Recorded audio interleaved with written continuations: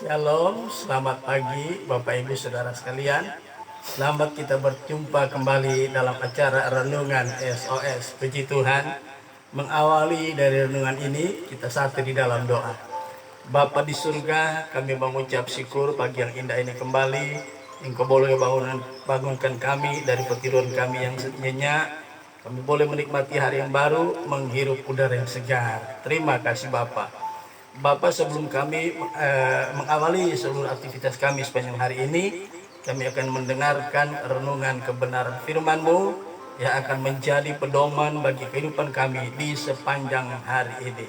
Terima kasih Bapak, di dalam nama Yesus kami sudah berdoa dan mengucap syukur kepadamu. Haleluya. Amin. Puji Tuhan.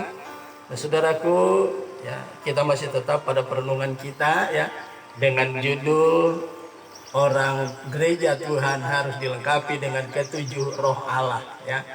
Nah, kita sekarang sudah tiba pada bagian akhir ya, yaitu pada poin yang kelima ya. Poin yang kelima ini saya akan bacakan kembali dalam Wahyu pasal 5 ayat yang ke-6. Demikian bunyi firman Tuhan ya. Maka aku melihat di tengah-tengah tahta dan keempat makhluk itu, dan di tengah-tengah tua-tua itu berdiri seekor anak domba seperti telah disembelih, bertanduk 7, bermata 7. Itulah ketujuh roh Allah yang diutus ke seluruh muka bumi.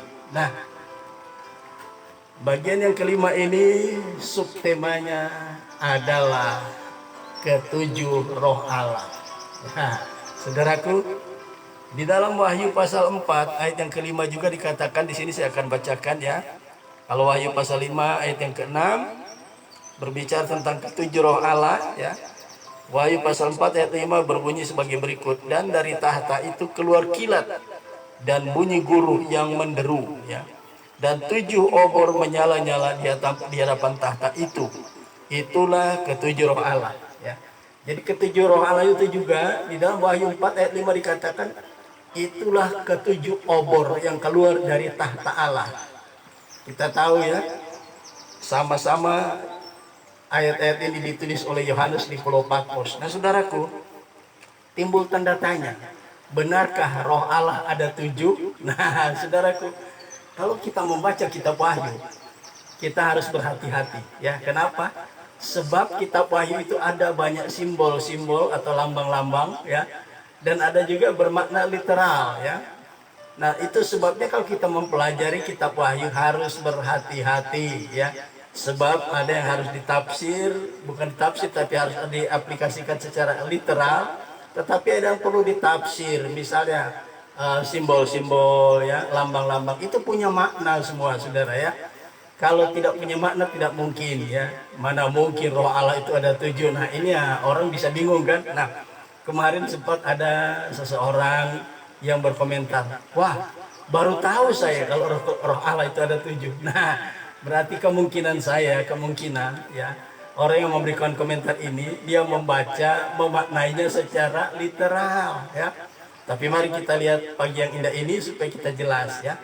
Wahyu pasal 5 ayat 6 berkata, itulah ketujuh roh Allah. Tapi kalau di Wahyu pasal 4 ayat 5 dikatakan, saya baca lagi, 7 obor menyala-nyala di hadapan tahta itu. Itulah ketujuh roh Allah. Diawali dengan 7 obor keluar dari tahta. Saudara tahu apa itu obor? Obor itu penerang, saudara ya. Penerang. Kita lihat kalau olimpiade ya. Begitu juga kalau di Indonesia ada acara-acara PON ya. Ada api PON ya, ada api Asian Games dan sebagainya. Api, obor itu penerang, saudara ya. Ini kita harus tahu dulu ya, satu demi satu. Muncul pertanyaan ya, benarkah roh Allah itu ada 7? Yang benar ialah roh Allah itu hanya satu, saudaraku. Nah sekarang timbul pertanyaan lagi, apa yang dimaksud dengan ketujuh obor atau ketujuh roh Allah itu ya? Mari kita lihat ya. Kita akan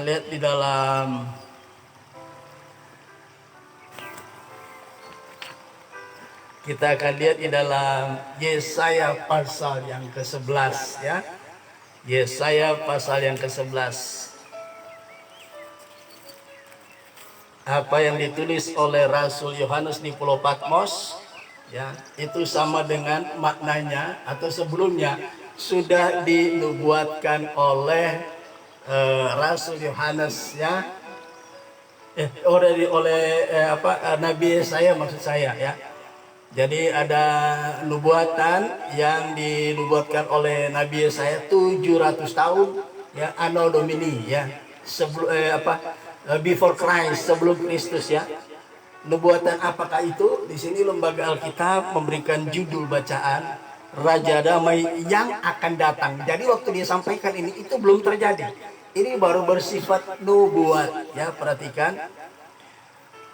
Suatu ayat yang pertama saya akan bacakan. Suatu tunas akan keluar dari tunggul Isai, dan taruk yang akan tumbuh dari pangkalnya akan berbuah. Perhatikan, ya, saya akan bacakan Yesaya 11 ayat 2 bagian A dulu, ya. Roh Tuhan akan ada padanya. Jadi ada, perhatikan judulnya dan isi daripada firmannya itu sama, ya. Raja Damai yang akan datang. Ya, kemudian di ayat 2 bagian A, Roh Tuhan akan ada padanya. Siapanya di sini?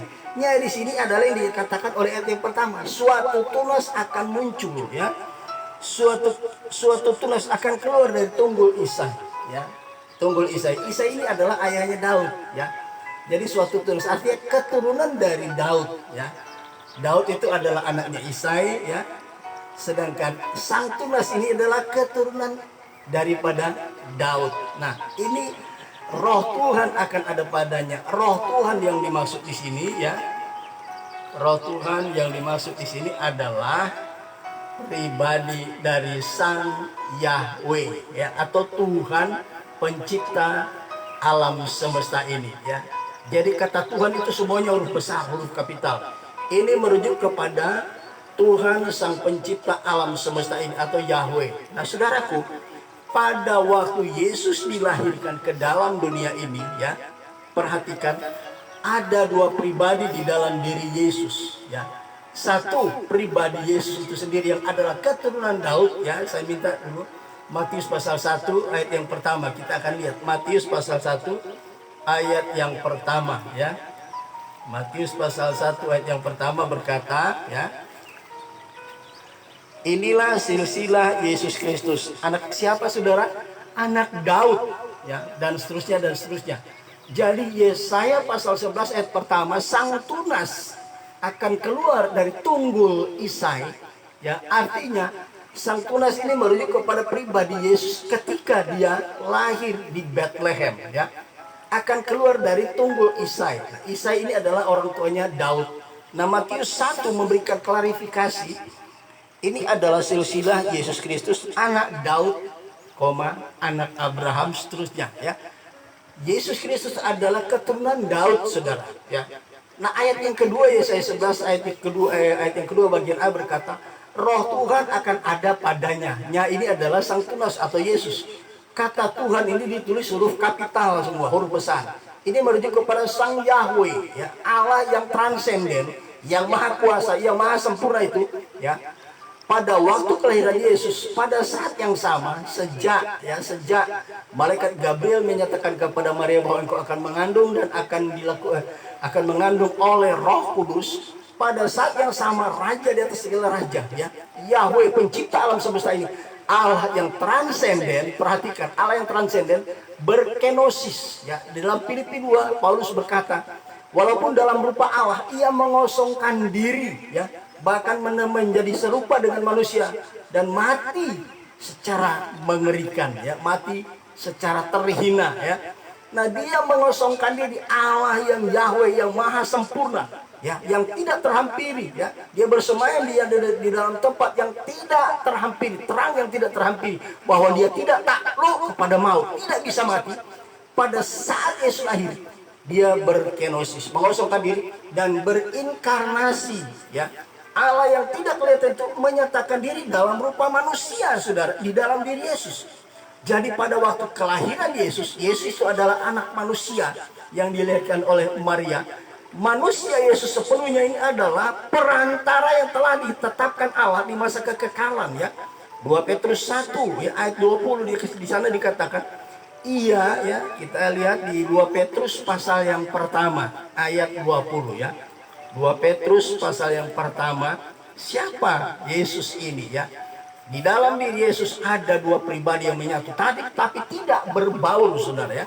2 Petrus 1 ayat 20 di sini dikatakan, maaf saya salah, 1 Petrus 1 yang saya maksudkan. 1 Petrus 1 ayat 20 berkata, ia telah dipilih sebelum dunia dijadikan, tetapi karena kamu baru menyatakan dirinya pada zaman akhir. Iya, di sini merujuk kepada pribadi manusia Yesus, ya.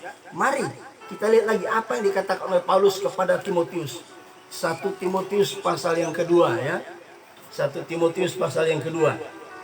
Kita perlahan-lahan biar tidak salah, saudaraku yang kekasih ya, dan saudara bisa menangkap dengan baik, ya.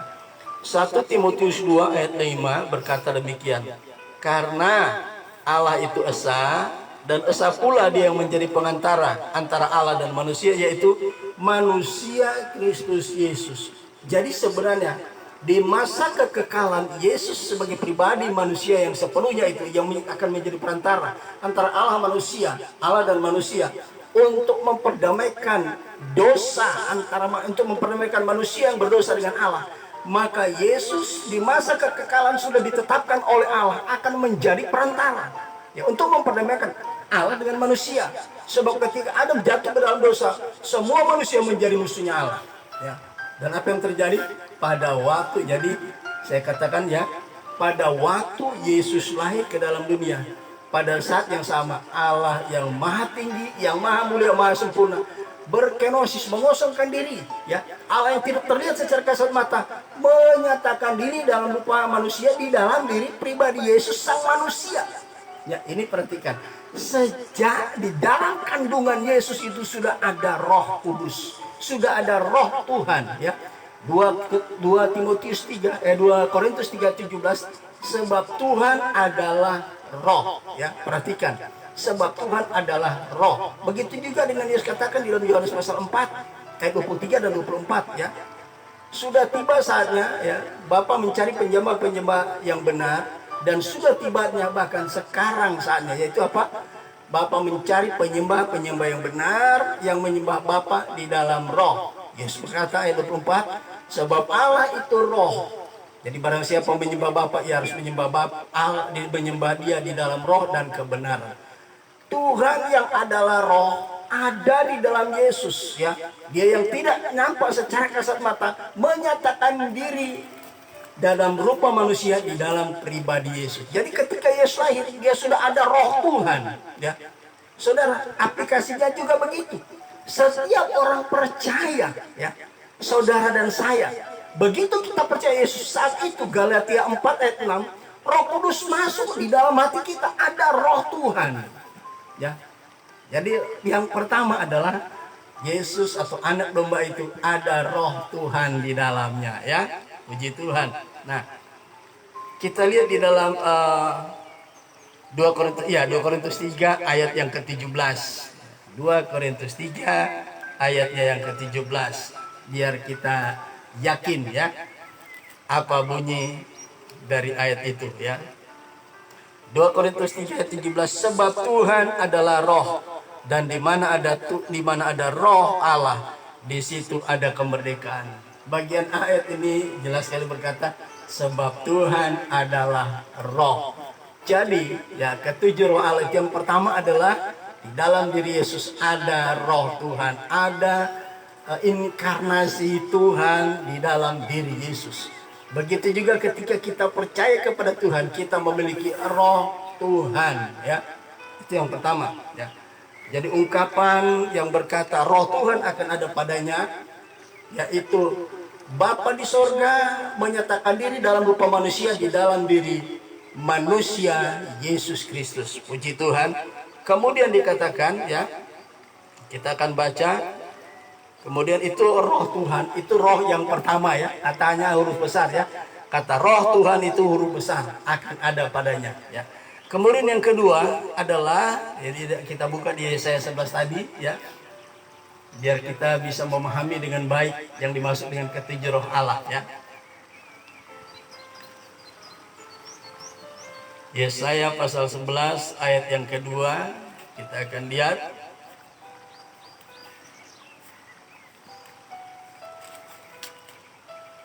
Yesaya pasal yang ke-11 ayat yang kedua. Yang pertama tadi dikatakan roh Tuhan akan ada padanya. Yang kedua adalah roh hikmat, ya. Yang kedua dikatakan, yang pertama roh Tuhan akan ada padanya. Kemudian yang kedua, ayat yang kedua ini dari Yesaya 11, roh hikmat. Perhatikan. Yang pertama yang ada di dalam anak domba itu adalah roh Tuhan, ya. Jadi Tuhan ada di dalam dia. Kemudian dikatakan roh hikmat. Nah, roh hikmat. Apa yang dimaksud dengan roh hikmat? Roh di sini bukan huruf besar lagi, ya. Kalau tadi roh Tuhan itu, roh itu huruf besar semua, Tuhan huruf besar semua, ya. Tapi yang kedua adalah roh hikmat. Apa itu hikmat? Nah, saudara, di sini kita harus memperhatikan yang dimaksud dengan hikmat di sini adalah kemampuan dari Tuhan, ya. Untuk apa, ya? Banyak hal, ya. Hikmat di sini adalah kemampuan. Hikmat cuma berasal dari Tuhan, ya, bukan berasal dari manusia, ya. Ini dimaksud adalah kemampuan yang berasal dari Tuhan. Untuk apa? Banyak hal, saudara, ya. Nah, mari kita akan lihat contoh, ya. Contoh di dalam 1 Korintus, maaf, saya salah baca. Di dalam 1 Raja-Raja pasal 3, saudara, ya. Saya tidak perlu membacakan karena panjang, ya. Saya tidak perlu membacakan karena panjang. 1 Raja-Raja pasal 3 ayat 16 sampai 18. Di situ dijelaskan tentang bagaimana roh hikmat yang ada di dalam Raja Saul, ya. Pada waktu dia menjadi raja, dia berdoa kepada Tuhan, dia cuma meminta hikmat, saudara. Dia tidak minta kekayaan dan lain sebagainya, tidak meminta supaya musuh-musuhnya dikalahkan olehnya.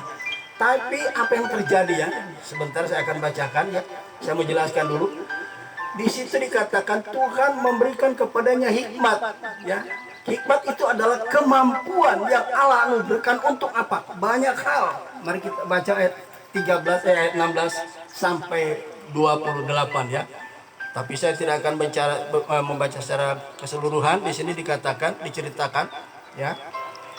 Ayat 16, hikmat Salomo pada waktu memberi keputusan. Pada waktu itu masuklah 2 orang perempuan sundal menghadap raja. Lalu mereka berdiri di depannya. Kata perempuan yang satu, "Ya tuanku, aku dan perempuan ini diam di dalam satu rumah, dan aku melahirkan anak pada waktu dia ada di rumah itu. Kemudian pada hari yang ketiga sesudah aku, perempuan ini pun melahirkan anak." Ya, kami sendirian, ya, hanya mereka berdua berarti. Tidak ada orang luar bersama-sama di dalam rumah, hanya kami berdua saja dalam rumah. Pada waktu malam, anak perempuan ini mati karena ia menidurinya. Pada waktu tengah malam ia bangun, lalu mengambil anak dari sampingku, sementara hambamu ini tidur. Dibaringkannya anakku di pangkuannya, sedang anaknya yang mati itu dibaringkannya di pangkuanku. Ketika aku bangun pada waktu pagi, menyusui anakku, tampaklah anak itu sudah mati. Tetapi ketika aku mengamati dia, aku mengamat-amati dia, pada waktu pagi itu tampaklah bukan dia anak yang kulahirkan. Kata perempuan yang lain itu, "Bukan, anakkulah yang hidup dan anakmulah yang mati." Tetapi perempuan yang pertama berkata pula, "Bukan, anakmulah yang mati, anakkulah yang hidup."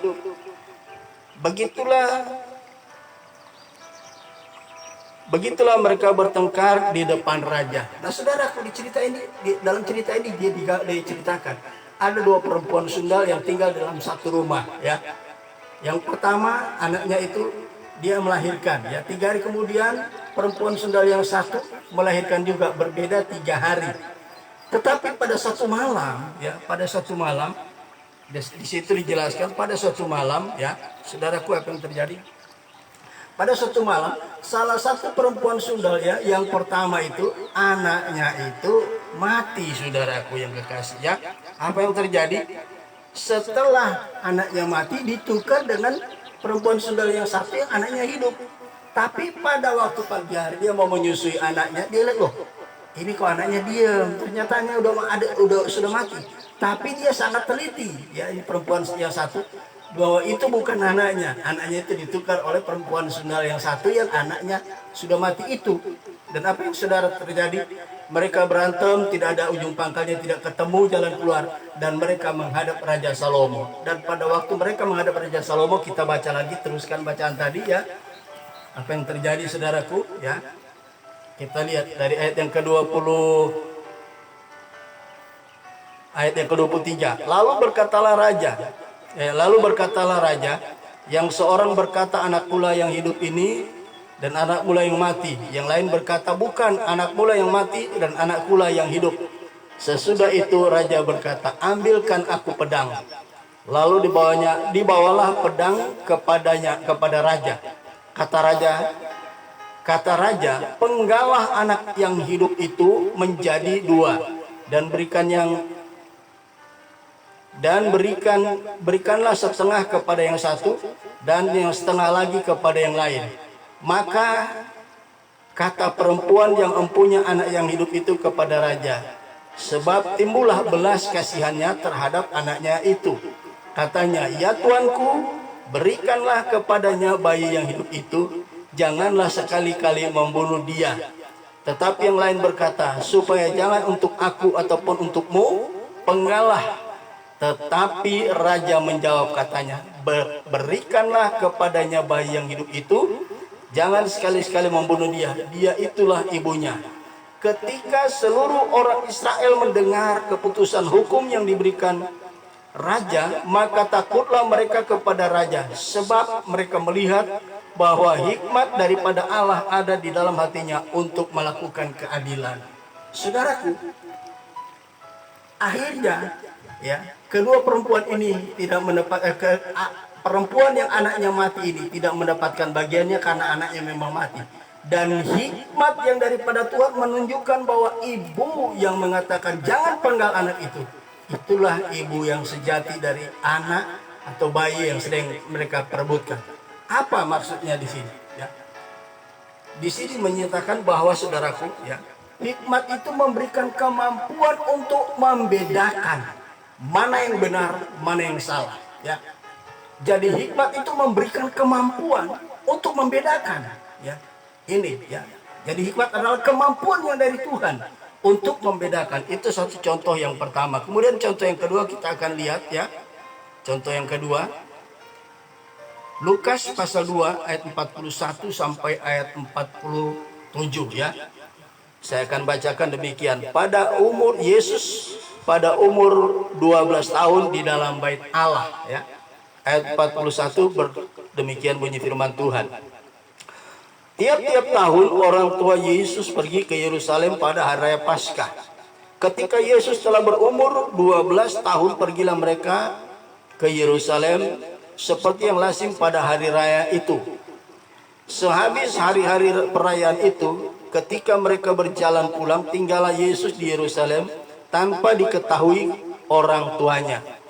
Karena mereka menyangka bahwa ia ada di antara orang-orang seperjalanan mereka, berjalanlah mereka sehari perjalanan jauhnya, lalu mencari dia di antara kaum keluarga dan kenalan mereka. Karena mereka tidak menemukan dia atau tidak menemukan Yesus, kembalilah mereka ke Yerusalem sambil terus mencari dia. 46, ya. Sesudah 3 hari mereka menemukan Yesus di dalam bait Allah. Ia sedang duduk di tengah-tengah alim ulama, ya, atau tokoh-tokoh agama, ya, ahli-ahli Taurat dan orang Farisi, sambil mendengarkan mereka dan mengajukan pertanyaan-pertanyaan kepada mereka. Ayat 47, perhatikan. Dan semua orang yang mendengar dia sangat heran akan kecerdasannya. Yesus begitu cerdas di umur 12 tahun, ya. Mereka beradu argumentasi bersoal jawab tentang kebenaran firman Tuhan. Di sini dikatakan, dan segala jawab yang diberikannya. Perhatikan saudara, ya, ayat 46, ayat 47, dan semua orang yang mendengarkan sangat heran akan kecerdasannya, ya. Yesus memiliki pengetahuan yang luar biasa sehingga, ya, dia mampu, ya, mempergunakan pengetahuan yang dia miliki, ya. Hikmat di sini artinya kita mampu membedakan apa yang beda, apa yang mana kehendak Allah dan mana yang bukan kehendak Allah, ya. Kita dapat membedakan, ya. Seperti Raja Salomo tadi bisa membedakan mana ibu yang benar dari anak yang masih hidup, dari dua bayi yang diperebutkan, yang satu sudah mati. Ya, yang satu yang hidup ini diperebutkan. Dan Salomo bisa melihat ibu yang mengatakan jangan penggal anak itu, berikan kepadanya. Hikmat memberikan kemampuan kita untuk, ya, membedakan, ya. Roma 12 ayat 2 berkata, ya, janganlah kamu menjadi serupa dengan dunia ini, tetapi berubahlah berubahlah sesuai pembaharuan budimu, supaya kamu dapat membedakan, ya. Jadi hikmat memberikan kemampuan untuk membedakan, hikmat memberikan kemampuan untuk mempergunakan pengetahuan, ya. Pengetahuan berasal dari secara pendidikan formal, pengalaman hidup, ya, kita baca literatur dan lain sebagainya. Di sana kita dapat pengetahuan, tapi tidak dari hikmat. Hikmat adalah berasal dari Tuhan, ya. Nah, saudaraku yang kekasih, kiranya, ya, bagian ini saudara bisa pahami. Jadi, yang pertama, Roh Tuhan di situ berbicara tentang Tuhan sendiri, ya. Allah yang tidak nampak secara kasat mata, yang tidak pernah dilihat manusia. Pada waktu Yesus lahir, ingat, dia menyatakan diri dalam rupa manusia, mengosongkan diri, kenosis, dan berinkarnasi, menyatakan diri dalam rupa manusia di dalam diri Yesus. Yang kedua, roh yang kedua yang dimiliki oleh Yesus adalah memiliki hikmat. Dimanapun Yesus mampu membedakan, bisa membedakan, dan mampu memahami, ya, mampu memahami pengetahuan-pengetahuan yang ada. Bayangin, umur 12 tahun Yesus di bait Allah, bisa beradu argumentasi dengan para ahli Taurat dan orang Farisi yang pakar-pakar Taurat, ya. Jadi pagi yang indah ini kita melihat dua roh Allah. Pertama, roh Tuhan, dan yang kedua adalah roh hikmat. Rohnya kecil, artinya roh itu kenapa dipakai huruf kecil? Tadi Wahyu 4 ayat 5 berkata, 7 obor Allah keluar dari tahta. Obor, penerang. Obor itu cahaya, penerang. Makanya Yesus bisa mengetahui pengetahuan orang-orang Farisi dan ahli Taurat. Mereka berargumentasi, dan setiap jawaban yang Yesus berikan, orang heran mengakui kecerdasan dari Yesus. Saudara, kalau kita memiliki roh Tuhan, ingat, kita harus tetap berdoa supaya Tuhan melengkapi kita dengan hikmat dari Tuhan. Sebab hikmat yang dari Tuhan memberikan kita penerangan, mampu melihat, mampu membedakan mana yang benar, mana yang tidak benar, ya. Mana yang baik dan mana yang tidak baik, mana kehendak Allah dan mana yang bukan. Puji Tuhan, pagi yang indah ini kita sudah melihat dua roh Allah. Amin. Roh Allah yang pertama, roh Tuhan itu sendiri. Kemudian orang yang memiliki roh Tuhan pasti diberikan hikmat oleh Tuhan, ya.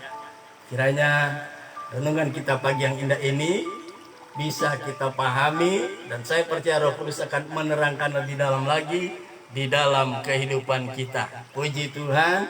Kita akhiri renungan pagi ini, tapi sebelumnya saya akan berdoa terlebih dahulu, ya. Kita akan dengarkan satu pujian dulu bagi Tuhan. Puji Tuhan.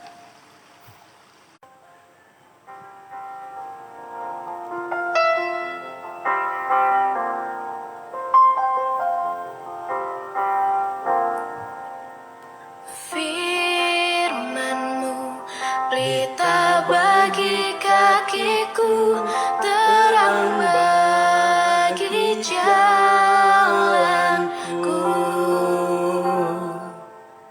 Firman-Mu pelita bagi kakiku, terang bagi jalanku.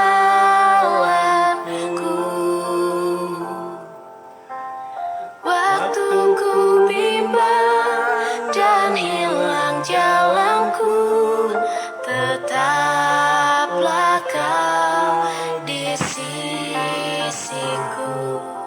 dan takkan ku takut asal Kau di dekatku, besertaku selalu.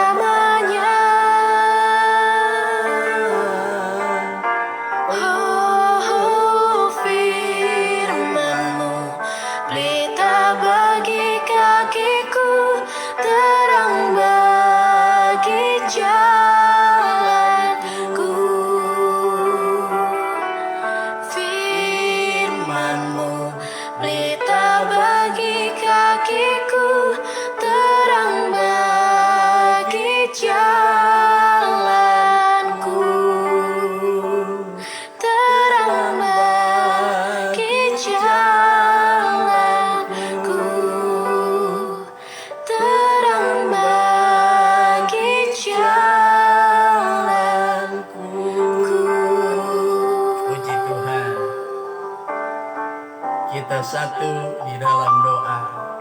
Bapa di surga, Bapa yang kami sembah dalam nama Yesus, terima kasih Tuhan. Pagi yang indah ini kembali kami mendapatkan pencerahan dari kebenaran firman-Mu, bahwa Tuhan, ketika Engkau hadir di dalam dunia ini, di dalam diri Yesus, Engkau ada menyatakan diri dan menyatakan perbuatan-perbuatan yang besar. Dan Engkau juga memberikan hikmat kepada Yesus yang adalah manusia sebagai perantara antara Allah dan manusia. Dan Bapa, kami percaya demikian juga dengan kami. Ketika kami percaya kepada Tuhan, Roh Kudus sudah ada dalam hati kami. Dan kami mohon biarlah kiranya hikmat dari Roh Kudus menyertai kami. Hikmat daripada Tuhan ada dalam hidup kami, supaya kami dapat membedakan dan mampu menggunakan pengetahuan yang Tuhan berikan kepada kami. Terima kasih Bapa. Di dalam berkat nama Tuhan Yesus kami percaya kami sudah diberkati oleh kebenaran firman-Mu. Terima kasih Bapa. Inilah yang menjadi doa dan ucapan syukur kami di dalam berkat nama Yesus. Haleluya. Amin. Puji Tuhan. Sampai di sini renungan kita pada pagi yang indah ini. Kita teruskan besok pada bagian yang ketiga. Haleluya, puji Tuhan. Shalom.